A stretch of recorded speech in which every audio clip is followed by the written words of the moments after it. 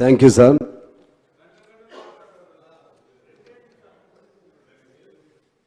ఎవరికి నాకేనా? ఏ budget speech కాదు, అందులో మా నియోజకవర్గం గురించి కూడా కాదు, మన అందరి సమస్యల మీదే తీర్మానంలాగా చదువుతా మీ అందరి ఆమోదం కోసం.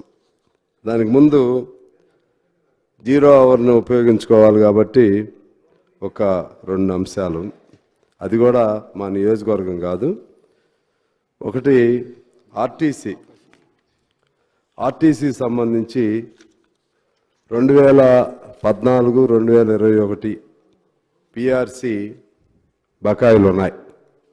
వాళ్ళ డబ్బులు వాళ్ళకి రావాల్సినవి. గత మునుగోడు ఉప ఎన్నికల సందర్భంగా కూడా మేమందరం కూడా హామీ ఇచ్చాం. అప్పుడున్న మంత్రులు వారు కూడా హామీ ఇచ్చారు, కానీ రాలేదు. అలాగే ఆర్టీసీలో యూనియన్లు అంటూ లేకుండా చేశారు, కానీ సమ్మె చేసే హక్కు లేదు. కట్టు బానిసల్లాగా వాళ్ళ పరిస్థితి ఉంది. వారికి ఏదైనా చెప్పాలంటే డైరెక్ట్గా పైన ఉన్నటువంటి ఎండి దగ్గర చెప్పాలి. ఎండీకి చెప్పేటువంటి ఆయన దగ్గరికి వెళ్ళటానికి అవకాశాలు లేవు. అందువలన మా పొన్నం గారు కూడా ఆర్టీసీ మంత్రి గారు యాక్టివ్, మాలాగానే ఉద్యమాల నుంచి వచ్చిన వాడే. కాబట్టి యూనియన్లకి రెస్టోర్ చేసే అవకాశం ఇవ్వాలని కోరుతా ఉన్నాం. అదేవిధంగా టీఏడిఎల్ పేరుతో దాదాపు 700 కోట్ల రూపాయలు బకాయి ఉంది ఎంప్లాయీస్కి. అది మీరు ఇదంతా భారమే, కానీ పాత భారాన్ని మనం మోయాల్సిందే. అది మీరు చూడాలని కోరుతా ఉన్నాను. ఇక రెండో అంశం, గ్రానైట్కి సంబంధించి దాదాపు 2 లక్షల మంది మా ఖమ్మం జిల్లాలో కానీ కొంత వరంగల్ పార్ట్లో కానీ 2 లక్షల మంది ఉంటారు అధ్యక్ష. దానికి సంబంధించి 2000 గ్రానైట్ ప్రాసెసింగ్ యూనిట్స్ ఉన్నాయి. అక్కడ దాన్ని గతంలో రాజశేఖర రెడ్డి గారు ఉన్నప్పుడు వారికి కొంత మన స్లాబ్ సిస్టమ్ అనే పేరుతో ఒక జీవోని ఇంట్రడ్యూస్ చేశారు. ఆ జీవో రేపు 24తో ఎక్స్పైర్ అవుతుంది. ఆ జీవో ప్రకారంగా 40% డిస్కౌంట్, వారికి అనేక రాయితీలు, డిస్కౌంట్ 40% ఉండేది. అందులో భాగంగా ఇన్వెస్ట్మెంట్ సబ్సిడీ, పవర్ రిబేట్, పావలా వడ్డీ, స్టాంప్ డ్యూటీ రీఎంబర్స్మెంట్, ఇటువంటివన్నీ అవన్నీ వారు చేశారు. కానీ 2015 నుంచి అన్ని పెండింగ్లోనే ఉన్నాయి. అనేక సార్లు గత ప్రభుత్వం దృష్టికి కూడా వారు తీసుకుని వెళ్ళారు. ఆ జీవో RT నెంబర్ 20 జీవో, అది దాని పేరు. కాబట్టి వారికి కూడా న్యాయం చేయడానికి ప్రయత్నం చేయాలని చెప్పి నేను కోరుతూ, ఇక్కడ నేను ఇంతకుముందు స్పీకర్ గారిని కోరాను, అలాగే లెజిస్లేచర్ మినిస్టర్ గారిని కూడా కోరాను, ఒక తీర్మానానికి అవకాశం ఇవ్వమని చెప్పి. తీర్మానం అంటే స్పెషల్ మెన్షన్ కింద. ఆ ప్రకారంగా ఏంటంటే వాళ్ళ దేశవ్యాప్తంగా దాదాపు 50-60 కోట్ల మంది మనం ఇక్కడ కూర్చున్నాం. 50-60 కోట్ల మంది వాళ్ళ సమ్మె చేస్తూ ఉన్నారు. ఆ సమ్మెలో గ్రామీణ ప్రాంత ప్రజలు ఉన్నారు, అలాగే పారిశ్రామిక కార్మికులు ఉన్నారు, అన్ని రైతులు ఉన్నారు, రైతు కూలీలు ఉన్నారు, అందరూ చేస్తున్నారు. అన్ని పార్టీలు కూడా చేస్తున్నాయి. కేంద్రంలో ఉన్నటువంటి అధికార పార్టీ లేకపోయినా వాళ్ళ అనుబంధ సంఘాలు కూడా అందులో పాల్గొని ఉన్నారు.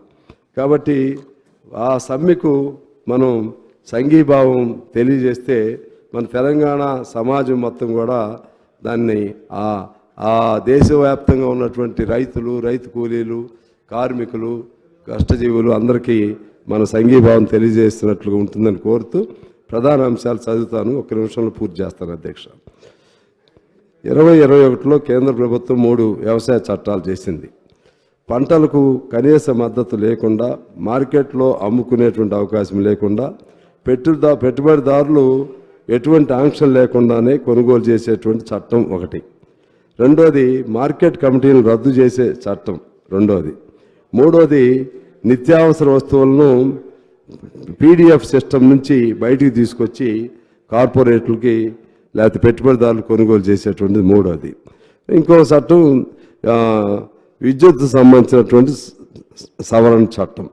ఈ 4 అంశాలపైన దాదాపు 13 నెలలు దేశవ్యాప్తంగా మనందరికీ తెలుసు రైతాంగం పంజాబు, ఢిల్లీ సరిహద్దుల్లో బాగా చలిలో అనేక నెలల పాటు ఇళ్ళు వదిలిపెట్టేసి రోడ్ల మీదే కాపురాలు, రోడ్ల మీద ఉండటం, ఆ చలికి కొంతమంది చనిపోవటం, చివరికి ప్రధానమంత్రి గారు జాతికి నేను క్షమార్పణ చెప్తున్నాను అని చెప్పటం, చట్టాలు రద్దు చేస్తామని చెప్పడం జరిగింది అధ్యక్ష.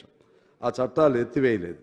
ఆ చట్టాలు ఎత్తివేయకపోవడంతో మరలా తిరిగి 3 రోజుల నుంచి మరలా రైతులు రోడ్డు ఎక్కారు. దానికి తోడు ఆ సమస్యలు ఇప్పుడు నేను చెప్పిన పద్ధతుల్లో మరి ఇతర సమస్యలన్నీ కలిసి ఇవాళ ఈ బంద్కు కూడా పిలిపివ్వటం జరిగింది. బంద్లో ప్రధానంగా స్వామినాథన్ కమిషన్ నివేదికను అమలు చేయాలి, పంటల కనీస మద్దతు ధరలు సగటు ఉత్పత్తి వ్యయం కంటే కనీసం 50% ఉండాలని స్వామినాథన్ సిఫార్సు చేశారు. అది కేంద్ర ప్రభుత్వం వేసినటువంటి కమిటీయే దాని సిఫార్సులను అమలు చేయాలి. 4 లేబర్ కోడ్లు అంటే కార్మికులకు బ్రిటిష్ కాలం నాడు మనం సాధించుకున్న హక్కులు కూడా లేకుండా ఉండే విధంగా దాన్ని రద్దు చేసింది ఇప్పుడు కేంద్రంలో ఉన్న ప్రభుత్వం. దాన్ని 4 లేబర్ కోడ్ల పేరుతో తీసుకొచ్చారు. దాదాపు 40 పైగా ఉన్న చట్టాలని దాన్ని రద్దు చేయాలనేది మరొకటి. అలాగే ప్రభుత్వ రంగ సంస్థల ప్రైవేటీకరణను, అమ్మకాన్ని నిలిపివేయాలి. విద్యుత్ సవరణ చట్ట సవరణ రద్దు చేయాలి. కేంద్ర ప్రభుత్వ ప్రాయోజిత పథకాల్లో పనిచేస్తున్న ఉద్యోగులకు కనీస వేతనాలు లేవు.